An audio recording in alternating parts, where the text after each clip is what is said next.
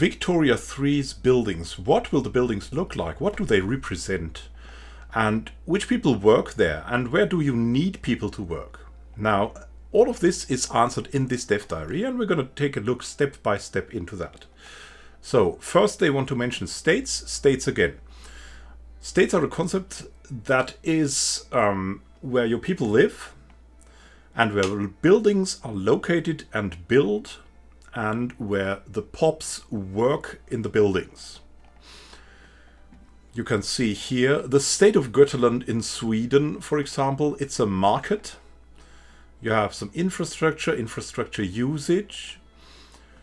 You have the GDP, taxation, expenses, and so on. Expenses also come from buildings, but there's more about that. So you can see standard of living and so on.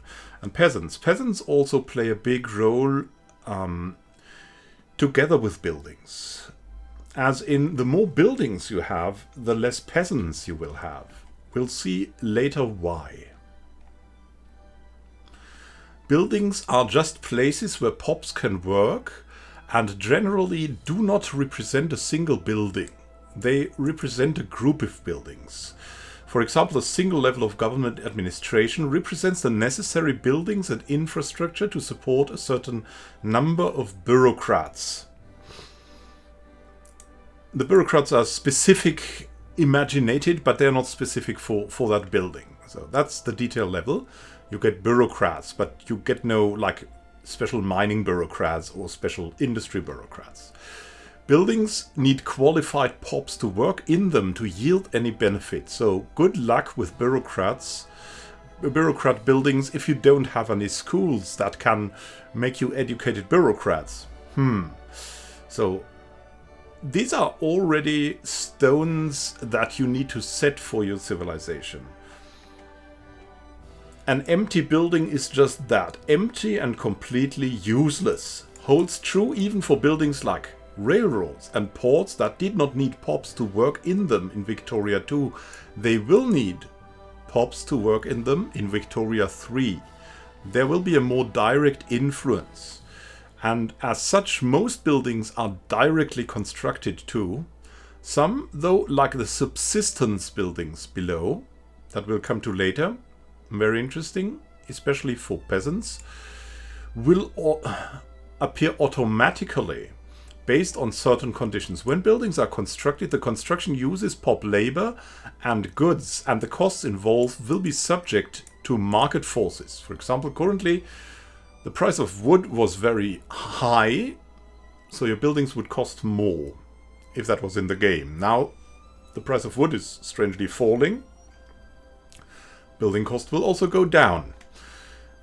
But onto the different building types. The subsistence buildings, they are a very different type. They are a special type of highly inefficient buildings that cannot be manually built or destroyed, but will appear anywhere in the world where there is arable land that isn't being used for another type of building.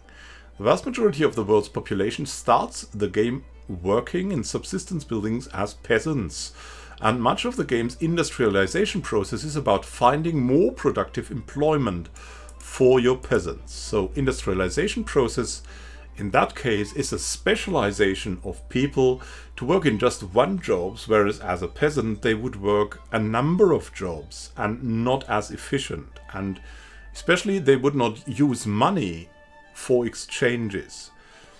The money exchange system is something that really becomes important in the industrial times. Before, you would have someone have a bunch of apples too much. He would go to his neighbor and say, hey, I have a bunch of apples too much. Can you give me 3 chickens for that if you need apples for you making apple wine? He said, hey, yeah, and I'm going to give you a little bit of apple wine too. And boom, the trade was done. The state would see none of it. And it was not like productive in the case that it was not sold. It was not specialized. There were not specialized artisans, where there were some, but for most jobs that you could do on your own, like painting a wall or something like that, there were no really specialized people for that. You would do that on your own. You would be inefficient at that, and that's why That's why and where the industrialization process comes in. So industrialization is specialization, and specialization produces these special buildings. But you start out on these subsistence farms here, as you can see that. Yearly productivity per employee is very low, because that's why you see it in the red here. Employment is though very high. Average annual wage is probably relatively okay, but rather low maybe. Weekly taxes should be low. Peasants eke out a meager living in these subsistence farms, contributing little to GDP and taxes per capita. Because it was an exchange economy, not a money economy, partly at least. Another special type is urban centers. Like subsistence buildings, these are automatically created rather than built, with a level of urban center in a state being tied to the amount of urbanization generated by its other buildings. Urban centers primarily employ shopkeepers and provide a number of important local functions that will be presented probably in a later dev diary. So we can have a look at the urban center here. As you can see, the urban center produces much more per employee, like nearly 10 times more. The employment is a lot lower, so it's much more effective in terms of cash. Average annual wage is 6 times the one of the subsistence farms, and the weekly taxes, they're also high, but not that much higher. So you can see that these people also have it bad because they have to pay so many taxes. This is an urban center which automatically appears when there is enough urbanization in the state. One level of urban center is created for each 100 urbanization in the state. And there you can see something like production methods that you don't have here. So they're using some advanced methods, and that leads probably to their productivity. This is probably level 2 urban center, so they would have 200 urbanization.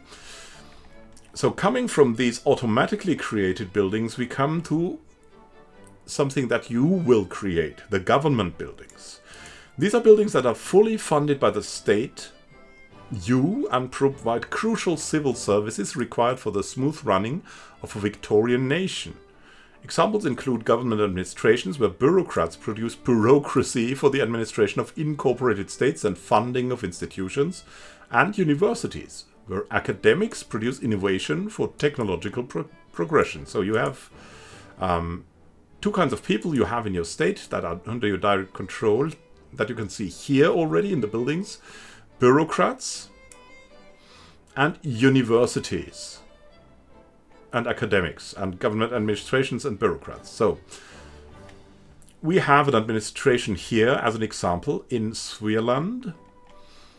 You can see that they have relatively high employment compared to the urban center, 20k, so it's more. The annual wage is even higher than in the shopkeeper center, from 6.49 to 8.89. The weekly taxes are a lot higher, they're nearly double. And you have the government expenses that are used for this. 4.67k. So the government expenses are very, very high here. This is probably level 4. You have some production methods here. This looks like maybe a judge or like just an administrator. There is some throughput plus 6%. So it's probably 6% more effective. You have the expenses, then there's some letters here that we can see, and a little bit of money and wages to that, leading to weekly bureaucracy plus 21. Who knows what that means? The counterpart to government buildings is private industry. So this is under your direct control. These things are automatic, and then we have the private industries. The vast majority of buildings in Victoria 3 fall under this category, which includes a broad range of industries such as non-subsistence farms, plantations, mines, and factories. Unlike government buildings, the private industries are not owned by the state, but rather by pops such as capitalists and aristocrats, who reap the profits they bring in and pay wages to the other pops working there. Usually, at least, under certain economic systems, the ownership of buildings may be radically different. Yeah, you can become communist, for example, in Victoria 3. And then, of course, you will have the ownership, you will reap the profits, you will pay the pops. Many of these buildings are limited by locally available resources, such as arable land for agriculture, and simply how much iron is available in the state for iron mines.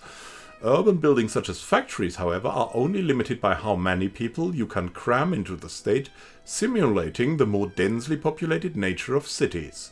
In short, there is no system of building slots or anything like that, as they want limitations on buildings to function in a sensible and realistic way. So you don't have it like in, for example, Stellaris, where you have a fixed number of building slots, and then it's over.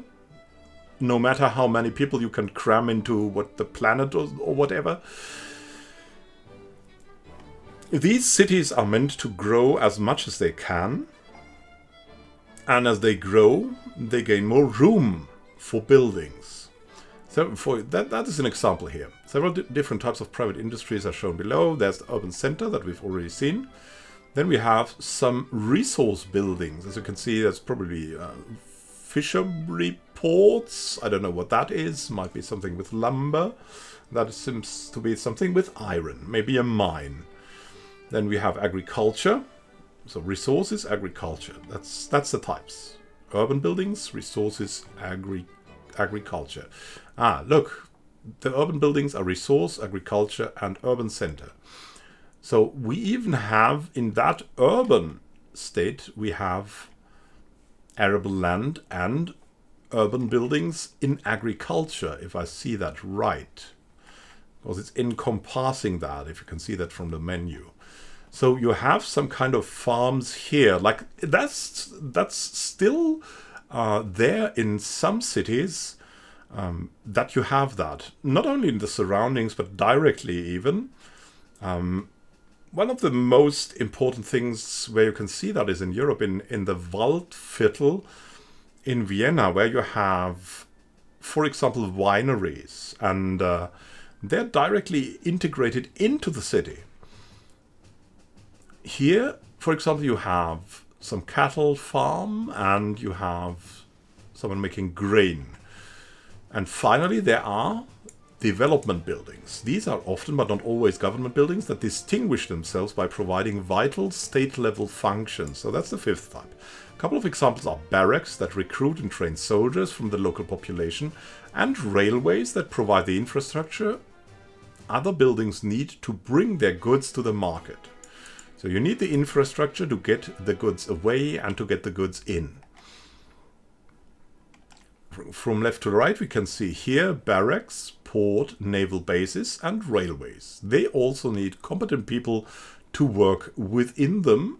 Otherwise, they will be useless and they will just produce costs to maintain them. So, the spirit of this is meant to be more of a hands-on experience in Victoria 3. This is the core to the society building aspect of the game and forms a major part in the game's core loop.